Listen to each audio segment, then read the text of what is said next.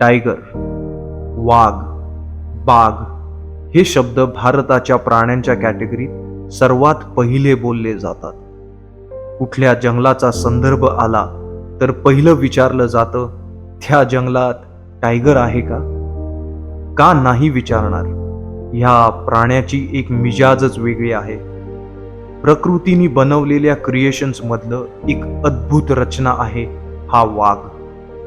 त्याबद्दल वाह, भारी, एक नंबर, कडक असेच शब्द ऐकायला मिळतात. आजकाल त्याचं नाव वेगळ्या गोष्टींसाठी सुद्धा चर्चेत असतं, पण मी त्यावर नाही बोलू इच्छितो. नाण्याला दोन बाजू असतात, तसंच यांच्या वागणुकीला सुद्धा आहेत. आमचं रिसॉर्ट बफर झोनच्या आतमध्येच आहे, सो मी लिटरली जंगलाच्या आतमध्येच राहतो. सकाळ जंगलातच होते आणि रात्री सुद्धा जंगलातच झोपतो. त्यामुळे एक नॉर्मल टुरिस्टपेक्षा या जनावरांना आम्ही जास्ती एक्सपोज्ड आहोत. त्यामुळे माझं या जनावरांबरोबर रोजचं नातं आहे. एकट्यात त्यांच्याशी बोलतो, कधी कधी ते रिस्पॉन्ड सुद्धा करतात. त्यांची वागणूक दररोज बघत असतो आणि ते सुद्धा माझी बघत असतात. हो, टायगर सुद्धा. टायगर हा जंगलाचा नक्कीच एक खूप मुख्य हिस्सा आहे. पण ह्या गोष्टीत तुम्हाला हे कदाचित कळेल, तो नुसताच जंगलातच नाही, पण मनुष्य जातीला कसा एकत्र करू शकतो आणि ते करण्यात त्याचा काय फायदा असेल हे त्यालाच माहिती. ह्या एपिसोडमध्ये अनेक नवीन पात्र आहेत, पण सगळ्यात मुख्य पात्र एक टायगरच आहे, रुखडचा बाजीराव.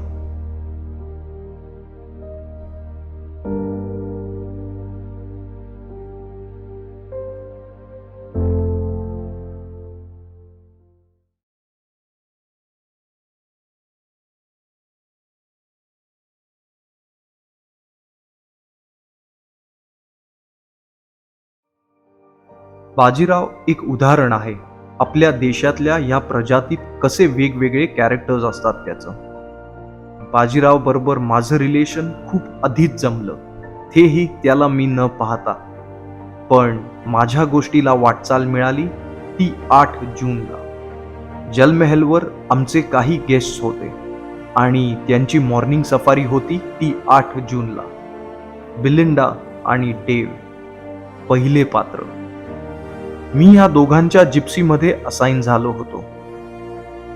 त्यांना घेऊन आम्ही सकाळी 5ला बायसन रेस्टॉरंटला गेलो. ब्रीफिंग झाल्यावर मी जस्ट स्टाफ एरियात चहा पीत पवनशी सफारीबद्दल बोलत असताना सडनली समोर बसलेले मकाक्स कॉल द्यायला लागले.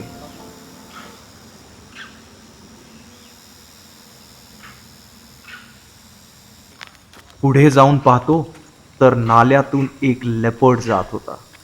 सफारी सुरू व्हायच्या आधी सायटिंग होणं म्हणजे आजच्या दिवशी माझ्या हक्कात काहीतरी पडणार असं मी पॉझिटिव्हली घेतलं. आधीचा एपिसोड पाहिलात तर कळेल माझ्या म्हणण्याचा अर्थ. थोड्या वेळात सफारीला निघणार तर कानावर एक अनोळखी आवाज पडला. हे भिडू, फारुख भाई ह्या गोष्टीतलं दुसरं पात्र. फारुख भाई आमचे एक कुवेतवरून आलेले सबस्क्रायबर आहेत आणि व्हिडिओज पाहून दलदलीला एक नाईट बुकिंग होती त्यांची आज. त्यांना भेटून छान वाटलं. ते पण मॉर्निंग सफारीला जाणार होते. इतक्यात त्यांचा प्रश्न आलाच, आज बाजीराव दिसेल ना? मी स्माईल देत म्हणलं, विश्वास ठेवा, दिसेल. मी स्वतः त्याला नाही पाहिलंय, पण विश्वास आज सुद्धा तेवढाच पक्का आहे. म्हणत मी गेस्टना घेऊन सफारी गेटकडे निघालो. आम्ही गेस्ट बरोबर असतो तेव्हा चॅनलसाठी शूट नाही करत. कदाचित कळेल तुम्हाला माझे व्हिडिओज का येत नाहीयेत, कारण का प्रॉपर्टी खूप छान चालू आहे. 8 जूनला रुखड 19 जिप्सीजनी फुल बोर्ड होती. 15 पर्सनल सफारीज ऑलरेडी बाजीरावला शोधायला दिल्या होत्या आणि ही तर गेस्ट बरोबर होती. तर बाजीराव अजेंडामध्ये नव्हता, जंगल होतं. रुखडचं जंगल हे खूप अद्भुत आणि खूप घनदाट आहे. नावाला बफर आहे, पण एक्सपिरियन्स एकदम ॲडव्हेंचरस. मग काय, पवन, गेस्ट, मी आणि आमचा गाईड प्रकाश ह्या गोष्टीतलं तिसरं पात्र. आम्ही कधी स्पेशल गाईड नाही केलं. जो असेल रॉस्टरमध्ये त्याच्याबरोबर जातो. आमच्यासाठी सगळेच भारी, प्रत्येकाचं एक वेगळं स्किल, ते फक्त पारखावं लागतं. सो सफारी स्टार्ट झाली आणि प्रकाशचं स्किल समोर यायला वेळ लागला नाही. पण कुणाला माहिती होतं, प्रकाश आजचा मेन हिरो असणार होता आणि माझ्या मनात एक महत्वाची जागा करणार होता. नाद्रुक तलावावरून पुढे जाऊन एक रपटा लागतो, म्हणजे एक छोटा ब्रिज ज्यावरून पाणी वाहतं. चालत्या गाडीत नजर फिरवत सडनली प्रकाश बोलला, भिडू, टायगर. आम्ही गाडी मागे घेतली आणि विचारलं कुठे. प्रकाश परत म्हणला, वो सामने बैठा है. च्या आईला म्हणलं, काय येडा बनवतोय हा, समोर काही नाहीये. पण त्यांनी कॅमेरातला फोटो जेव्हा झूम करायला लावला तेव्हा कळलं, येडा हा नाही, पण आम्हाला टायगर बनवतोय. दगडाच्या मागे ते 2 कान. टायगर्सच्या कानाचा मागचा पार्ट हा डोळ्यांसारखा वाटतो. सृष्टीने त्याला दिलेली एक कॅमोफ्लाजची देण आणि आम्ही त्यालाच गणलो. पण प्रकाशनी जे स्पॉटिंग चालत्या गाडीत केलं, तसं स्पॉटिंग मी आजपर्यंत नव्हतं पाहिलं. पण जेव्हा ते कान हल्ले आणि चेहरा समोर आला तेव्हा विश्वास नाही झाला. ज्याला मी एवढ्या महिन्यांपासून शोधत होतो तो लांबून माझ्याकडे पाहत होता. एक खूप वेगळं फिलिंग होतं ते. गेस्टपेक्षा मीच आनंदित होतो. असं वाटलं जसं मनावरचा ताबा सुटला. एवढा इन्फ्लुएन्स बाजीरावनी मनावर केला होता. इतक्यात तो उठला आणि त्याच्या राईटला चालायला लागला. आम्ही पुढे निघालो आणि समजलं की तो खाली नाल्यातून स्वतःला लपवत चालतोय. मनावर ताबा आणला आणि बाजीरावचं कॅरेक्टर डोळ्यासमोर आणलं. हा मिसगाईड करतोय आम्हाला. पवनला म्हणलं पुढे नको जाऊस. जोपर्यंत तो पुढे जाताना दिसत नाही तोपर्यंत थांब. बाजीराव शोधण्यात एवढा वेळ दिलाय की थोडं थोडं त्याचा स्वभाव समजायला लागलोय. त्याला ह्युमन प्रेझेन्स जास्ती आवडत नाही. समोरच्या टेकडीवरून जेव्हा एका सांबारनी त्याला पाहिलं आणि कॉल दिला तेव्हा त्याचं लोकेशन आउट झालं आणि त्याचा राग सुद्धा, जो त्यांनी रोरमधून ऐकवला.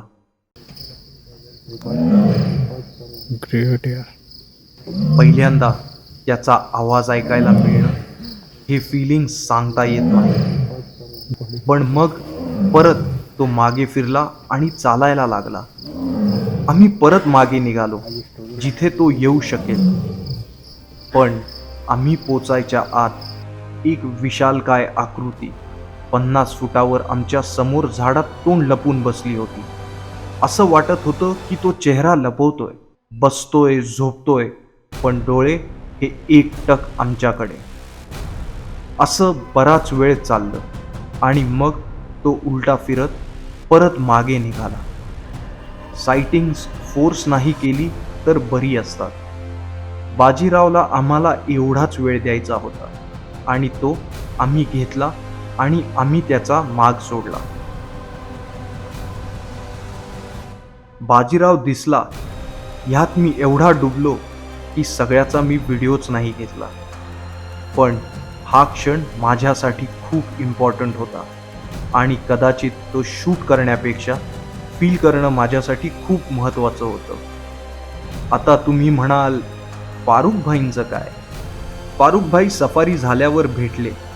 त्यांना बाजीराव नाही दिसला, पण ते खुश होते की मी त्याला पाहिलं. पण त्यांच्याबरोबर जे घडणार होतं त्याचा विचार त्यांनी सुद्धा नसेल केला. संध्याकाळी त्यांना दलदलीवर भेटायला गेलो तेव्हा खूप छान वेळ घालवला आणि मग परत त्यांनी विचारलं, चान्स आहे का तो दिसायचा?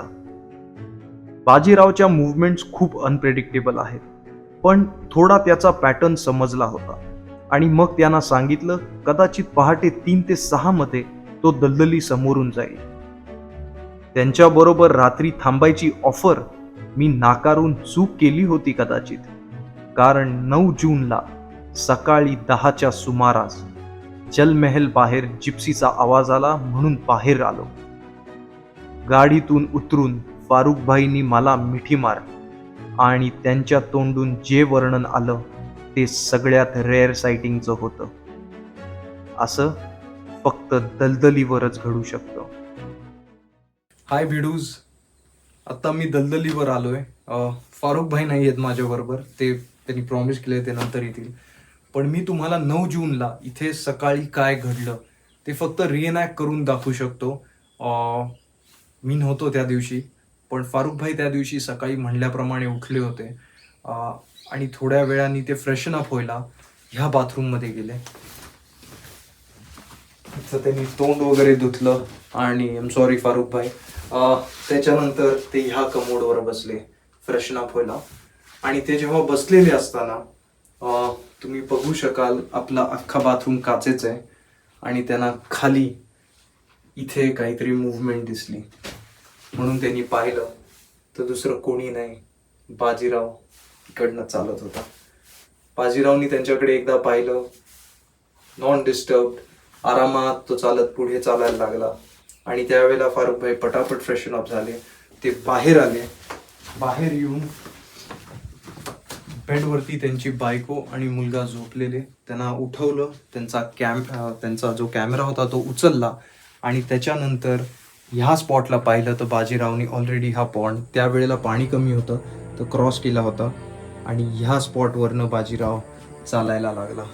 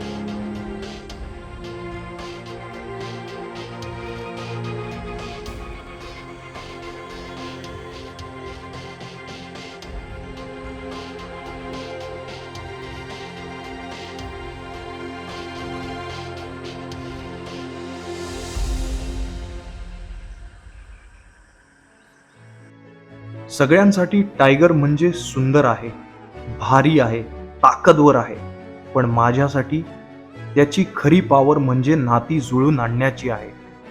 तुम्ही ही नोटीस केलं असेलच, सफारी टायगर दिसला की आपण अनोळखी लोकांबरोबर सुद्धा आपली सायटिंग खुश होऊन शेअर करतो.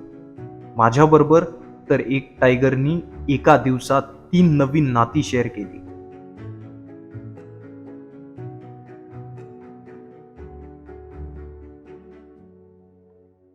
तुम्ही म्हणाल बाजीरावच का मग?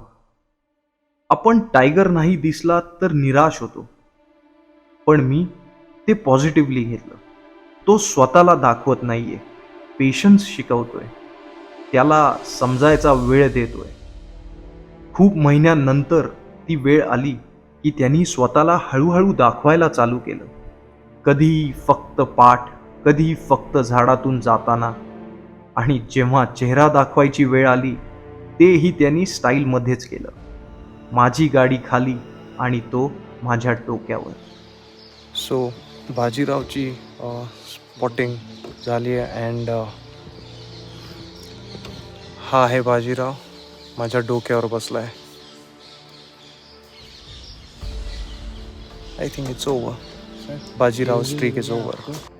आणि स्वतःला जेव्हा नीट दाखवायची वेळ आली तेव्हा कुठलीही जिप्सी नसतानाचा दिवस निवडला त्यांनी. कोणाचाही डिस्टर्बन्स नाही, फक्त आमची गाडी आणि तो. 25 मिनिटं आमच्या गाडीसमोर चालला आणि माझ्या आणि त्याच्या रिलेशनला एक नवीन वाटचाल देऊन गेला.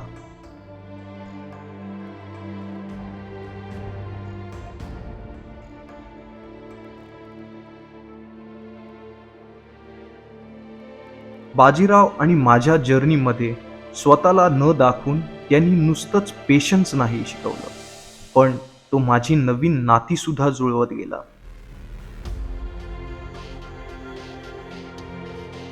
बाजीराव न दिसण्याची स्ट्रीक तर यांनी स्वतःच संपवली.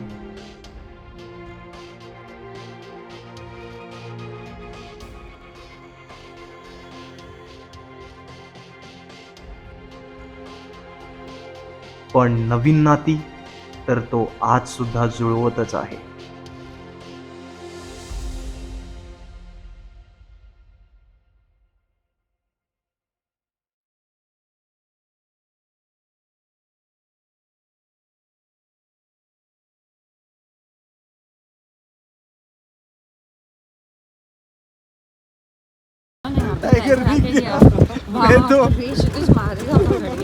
बर्थडे के दिन पे पिटेगा तू. मैं तो आज बाइसन में जाके सोऊंगा. सही बात है. अरे यार क्या रे, आज जंगल का दिन देख. आज क्यों बोल रहा है? मुझे तो मजा आ रहा है. मेरे को बहुत मजा आ रहा है. मैं बता रहा हूँ तेरे को. कल सुबह बाजीराव तेरे रूम के बाहर मेरे सामने साइड को दरवाजे खटखटाएगा. आगे क्या है? टाइगर. रुक बाजीराव.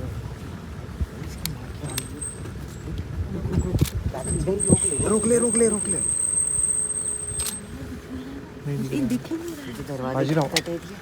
बाजीराव नाम लिया और आगे ले ले गाड़ी आगे ले ले. आगे बढ़ा ले. कुछ भी नहीं. रुक आगे बढ़ा ले. आगे ले नीचे जा रहा है.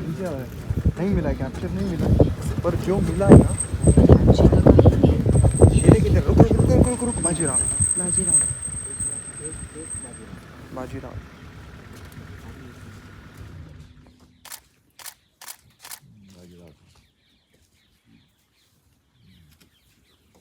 अबे रुक. अरे बाजीराव नहीं है ये.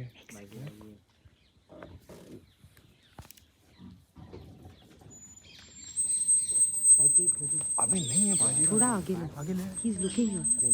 नहीं है. नहीं बाजीराव नहीं है. ये बाजीराव नहीं है.